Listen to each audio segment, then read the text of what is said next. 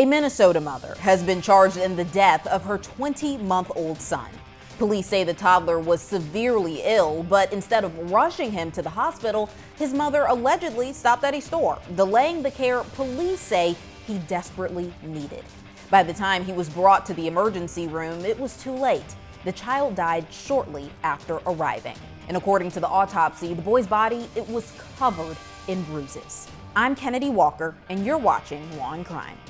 Minnesota mom Valerie Zamora has been arrested and is now facing 1 count of second-degree murder in connection with the death of her 20-month-old son, Jose. An autopsy revealed extensive trauma to the toddler's body, with bruises reportedly found on his abdomen, head, face, jaw, neck, and more. The medical examiner ruling the child's death a homicide. And today, police are releasing disturbing new details about what may have led up to Jose's final moments. According to court documents obtained by WCCO, investigators say Jose first became seriously ill on May 14th. But by the following day, he still was not improving. Witnesses told police they begged Zamora to take him to the hospital. Instead, police say she gave the child Tylenol and offered him Gatorade. Later that evening, when one of Zamora's other children returned home from school, she reportedly told police she immediately noticed something was wrong. She told police Jose was cold to touch, struggling to breathe, and that she was afraid he would die in her arms. Still, Zamora reportedly said she would wait to take Jose to the hospital. That night, Zamora did eventually head to the ER, but investigators say she made a stop on the way. Surveillance footage shows Zamora and her partner arriving at a local Walmart at 10:12 p.m., where she was seen purchasing Pedialyte, a drink that's used to treat dehydration. Zamora's partner reportedly ran into Walmart to tell her Jose was vomiting blood. The two then rushed the toddler to the hospital, but it was too late. Medical personnel noted that when Jose arrived at the hospital, he was pale, clammy, cold to touch, and he had no pulse. He died a short time later. When questioned by investigators, Zamora initially said Jose had only started vomiting the day before, but police accused her of changing her story. She allegedly admitted that her son had slept most of the day, was not acting like himself, and had begun breathing differently. The autopsy revealed Jose died from blunt force trauma, injuries consistent with assault. The medical examiner documented bruising across nearly every part of the toddler's body: his chest, arms, back, abdomen, neck, head, face, and legs. Jose also reportedly suffered a perforated bowel, hemorrhaging in his liver and pancreas, and healing rib fractures. According to WCCO, in a follow-up interview, Zamora admitted she hesitated to get medical help because she was afraid. She told police she knew there had been obvious neglect and feared that social services would take her other children. Zamora was arrested and booked into the Cass County Jail. And joining me to talk more about this is Josh Corman, a criminal defense attorney and former prosecutor. Josh, thank you so much for coming on today. Thank you for having me. So let's just jump right in. What kind of sentence could Ms. Zamora face if convicted? Are we talking decades behind bars? Absolutely. So in Minnesota, I think she was charged with second-degree unintentional murder, which carries up to 40 years in prison. I think for Minnesota, that's kind of what people have heard before when they hear someone mention felony murder.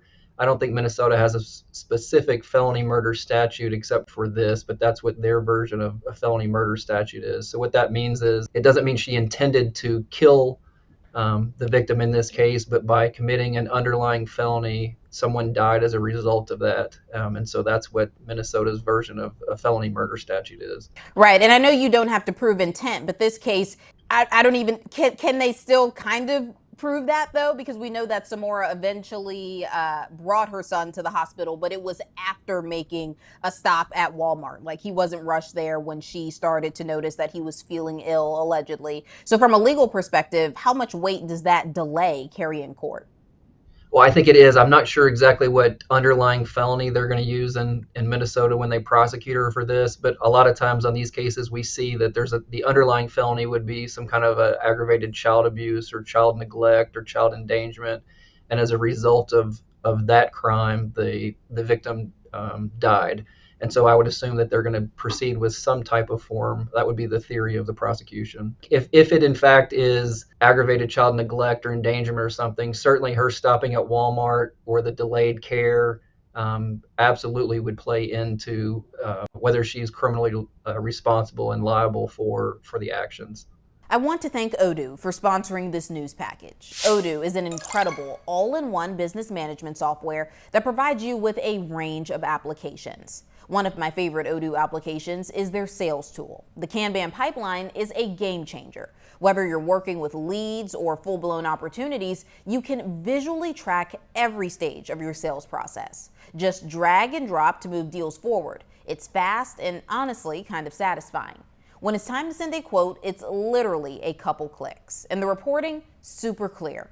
You get a live view of your pipeline, conversions, and what's working, so you can focus on closing, not guessing. So right now, you can get a free 15-day trial of Odoo's all-in-one business solution and see how it can make your life easier. Check it out at www.odoo.com/LCNewsCRM. Could the defense argue she was overwhelmed or in panic, or is that kind of argument hard to prove? No, I would assume that probably will be part of the case. Again, I don't know specifically what was going on in her life, whether she was working. From what I have read, there were other kids that were there. She has custody of other kids. She mentions, or at least the news reports mentioned something about her partner, waiting for her partner to come home before they went to the hospital. So again, I don't know what all was going on in her life or what her mental state was at the time, but I would assume that that's certainly something that the defense attorneys are going to be exploring to try to explain why she made the decisions that she made, or who else may be responsible for the underlying abuse that happened to the child. We know that everyone is entitled to a defense, but do you think that any type of argument would work with a jury in a case like this? Like if you see a child who, and according to the documents, appeared to be lifeless, wasn't acting like himself, he was vomiting, and just witnesses say that it was very clear that this child needed to seek medical attention immediately. How do you argue just not doing it, especially if you have the resources to call 911, to bring him to the hospital yourself? Right. I think probably the argument would be, and I guess again, without knowing any specifics about her, would just be like, I didn't realize it was this bad. I planned on taking him to the hospital. I was, giving him Gatorade and keeping an eye on him. I didn't realize that it was as severe as it was. Had I known that, of course, I would have called, an ambulance or taken him to the doctor or the hospital earlier on. But I didn't realize how serious it is. I think the more difficult and probably the bigger issue that's going to come out if this case goes to trial are the injuries that the child sustained. So it's not so much maybe the delayed taking the child to the hospital, but it sounds like, from what I've read, that the child had some serious injuries. There were bruises all over his body. I think there was damage to the liver and to the pancreas and the bowel. There were healing rib fractures. So those are common and typical types of injuries we see in serious child abuse cases, where there's blunt force trauma, either whether that's punching or kicking or stomping on like the midsection area of a child. Those are the types of injuries that we often see in serious child abuse cases. And so while her stopping at Walmart and the delayed care is certainly serious, and it's going to cause issues as well, I think the bigger issues are going to be the actual child abuse that caused the child to be in that position to begin with. And let's get into that because, we know the autopsy mentions a perforated bowel, liver damage, and healing rib fractures. For a child that young, Jose was 20 months old. How do experts determine the timeline of when those injuries happened? Well, it's going to be difficult to determine that, but I would imagine that the medical examiner or whatever expert that they have from the medical community who may testify will testify about how long, like for instance, the healing rib fractures. No one can give a specific date of when this happened, but they can give a better idea just based on how the ribs were healing or how much, I guess, what state of healing that the ribs were in. They could give a better idea if that had been something that were many months ago or if they were still relatively fresh within the last few days or even weeks based on the ribs. The liver and those things, Again, it'll get into the medical examiner will be able to give some kind of an opinion about when they believe that may have happened, just based on the healing part of it. But it sounds like those things certainly may be much more recent, in the last couple of days, just based on the way that the child was reacting, and the throwing up and the blood and all that kind of stuff, which led them to taking him to the hospital finally on this May 15th date. Does the fact that some of the injuries were healing and not fresh impact the case? Because you bring up a good point there. Could that introduce prior abuse charges down the line? It does. I think it causes problems, and I think it probably causes problems for both sides of it. If you, for instance, sometimes we see child abuse cases, and someone could allege, oh, well, the child fell off the bed or something, and that's how they hit their head, and that's where that injury came from. The reason that we took him to the hospital to begin with, because he, had a bump on his head, or his mouth was bleeding or something like that. But then once you get into the hospital and they start running tests, and they find, oh, there's also a broken bone from the femur, or there's previous signs of abuse from broken ribs or something, then you get into the issue that there has been prolonged abuse, and this was not an accidental trauma, like a fall, that this was something where this child has been abused for some period of time. So then again, that does get into, had there been prolonged abuse, or was there someone else that may have had access to the child, or someone else that had been taking part in the abuse, as opposed to whoever may have just been home when the last incident occurred. Right. And the bruises and the trauma, they are extensive. According to the documents, that child had bruises across his entire body, his legs, arms, neck, just covered in bruises. Could prosecutors eventually pursue additional charges, maybe related to the other children in the home? Because we know that she had other kids as well. So I don't know if there's any allegations of abuse for the other kids. However, I think, like you and I have talked about before, the Children's Services Department is always called in anytime there's any kind of allegation of child abuse. And so I would have assumed that immediately they would have filed an emergency petition and had the other kids taken away, or taken into temporary state custody, or living with another family member, until those cases can go into court, or there can be an investigation to see if there's any allegations of abuse for the other children. And again, I don't know how old those other kids are either. I know there was some information that one of the kids was interviewed and said, no, we told our mom, hey, you need to take him to the hospital, which makes me think that these weren't necessarily young kids. They may have certainly been older kids who would make good witnesses, who could testify to exactly what was going on inside the home. And earlier you said something along the lines that sometimes when these kids have injuries, it may be excused as, oh, maybe they fell off the bed, or they fell playing around with their siblings.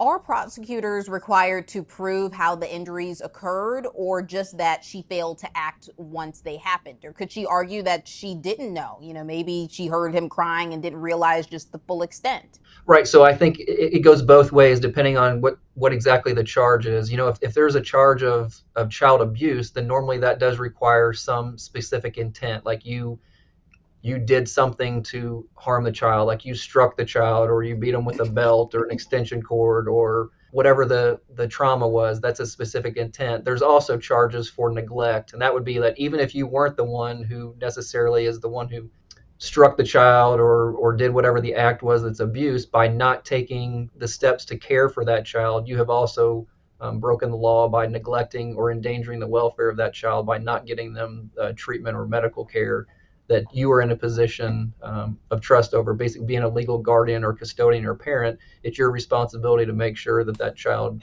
is cared for. And so if you do not do those things, then that also would be a different criminal charge. Could the medical examiner's testimony alone be enough to sway the jury in a case like this, if they go to trial, of course?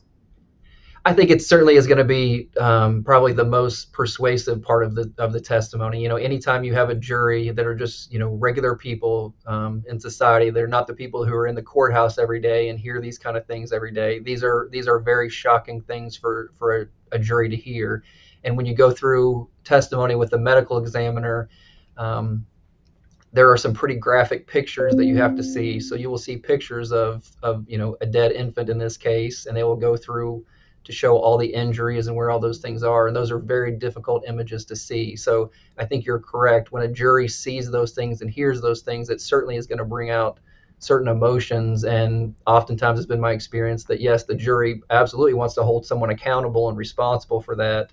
And it sounds like, from what we know just so far, that the finger is certainly being pointed at the mother, and only the mother. And speaking of testimony, like we just spoke about, one of the other kids, told police reportedly she noticed how ill Jose was. Do we think that the child would have to take the stand as well if this goes to trial? I think that, depending on the child's age, and I guess kind of what the prosecutor makes a decision on, the rapport the prosecutor has with them, I'm sure that's something that they're going to weigh, of how well that child could testify, or what specifically they would be able to testify about. As you can imagine, making a statement to a DCS worker or to the police officer is one thing, but being in a courtroom and having to testify face to face in front of your mother is a very different thing. And so that will certainly be something that I think a prosecutor will have to make a decision on before trial, if they think that that child will make a good witness, and it's not going to be too traumatic for the child to have to testify against their own mom. And if it is too traumatic for the child, do you think that this is still an open and closed case without their testimony? Well, I don't think anything is ever open and closed, but certainly the little bit that we know about this case, it seems like a very strong case for the state. But again, without knowing if she has any other, against, I don't know if she has any mental health issues, or if she's going to end up blaming someone else for actually being the one responsible for the physical abuse against the child. That could really completely change the outcome of this case if it comes out that there was someone else who was abusing the child, not her. So then really her charges would just come down to her delayed response in caring for the child and taking him to the doctor or the hospital. I think that would drastically change how this case would end up playing out, if that in fact is what happened. Right. And according to documents, it says that the suspect told police she hesitated to get help because she feared losing her kids. Could that be used as a defense, or does that work against her? Well, it's going to come out either way, right? Since it's a statement that she made, then certainly the prosecutor will use her statement against her. So part of it shows her, that's an admission. It shows that she at least recognized the fact that this was a serious injury, and an injury that she needed to get treated, and why she didn't. So since it's going to be out there no matter what, I would assume that the defense attorney will also try to use that to their advantage, because they wouldn't really have any other choice except to try to explain it a different way to the jury, and try to use that, that yes, she understood this, but she was scared. She was scared to report it. And again, didn't realize how serious it was, didn't realize, that death was a possibility. It was something that she thought that, letting him sleep or giving him some time or giving him fluids would have taken care of everything. I would assume that is an argument that the defense is probably going to make. I don't know, hearing that argument, I understand everyone, everything is a defense, but it just isn't adding up to me, just because is fear of CPS enough to explain what some are calling fatal neglect? Because in my mind, when I hear, oh, she was afraid, it proves that she knew what was going on, It proves that she knew how sick he was, allegedly. Right. I think you're right. I think your argument is certainly going to be the government's argument, the prosecutor's argument. And then again, because that is a statement she made, and so that is certainly going to come into evidence, then it's going to be kind of incumbent upon the defense to try to spin that a different way, or try to explain her mindset of why she did that. Whether that's convincing to the jury or not, obviously is an issue that will remain to be seen. But I guess there's no other option except to try to explain away that statement. Same thing if your client makes, any kind of a confession or admission. You've got to do the best you can to try to give an alternative way of looking at it for the jury, if you're going to have any chance of success on the merits in a trial like this. Given the nature of this case, could the prosecution even offer a deal? What do you think? I think so. In my experience, most cases there's going to be some sort of plea negotiations and some kind of an offer that's made. Whether that's an offer that's going to be good enough for the defendant to accept or not is, usually what the issue comes down to. But most of the time, there's going to be some sort of negotiations and an offer made. Very, very rarely has it been my experience that the state says, no, there's no offer at all, just go to trial on this case. Because, you never know what's going to happen at a trial. When you have a jury of 12 people that, again, who are just regular people who got a jury summons. You really don't ever know. No one can ever guarantee what the outcome is going to be. And so there's always risk for both sides. And like you said, it could be one of those things also. There may be some mitigating circumstances, whether it's mental health or issues with witnesses or her other kids having to go through and testify. Any of those things may be factors that a prosecutor weighs in, and ultimately could be something that the case is worked out. Well, speaking of the other kids, what happens to them while this case plays out? I would assume that Children's Services got involved and there would have been a hearing in court regarding their temporary custody. So someone else, whether that would be the state like foster care system or a family member, they would have been put in the temporary custody of someone else while this case continues to go forward and the investigation continues. So that would be something separate from what happens in the criminal case. But an automatic consequence of any time there's a child abuse investigation and certainly a child abuse charge. And when we look at how this case is just playing out, what message do you think it sends to other parents or caretakers who may be trying to cover up abuse? Well, I think that the scary thing is you have to take any kind of, injury that the child has very seriously, because in a situation like this, I think the argument is going to be made that she didn't realize how serious it was and didn't realize that the child was going to die as a result of this. I think if the government believed that, then they probably would have charged a first-degree murder charge as opposed to second-degree unintentional murder is the way that the statute reads. So I think if there's any message to be taken besides the fact of, how serious it is to abuse children, it is that everyone has an obligation to report abuse, and anyone, whether that's a sibling, a partner, another family member, all of those people are mandatory reporters and need to report to law enforcement or do whatever they can as well to try to help and treat any child that there's, a question whether they may be being abused or not. It's easy to make a referral to Children's Services, and it's always, better safe than sorry, right? To have them investigate a case and make sure that there's nothing untoward going on, as opposed to just leaving it alone and hoping for the best. Right. Well, this is a case that we will be following closely. Josh, thank you so much for coming on today. Absolutely. Thanks again. Valerie Zamora reportedly told detectives that she was aware of the bruising on the boy's body, but noted that he bruises easily and she doesn't let anyone else around him. For Law and Crime, I'm Kennedi Walker.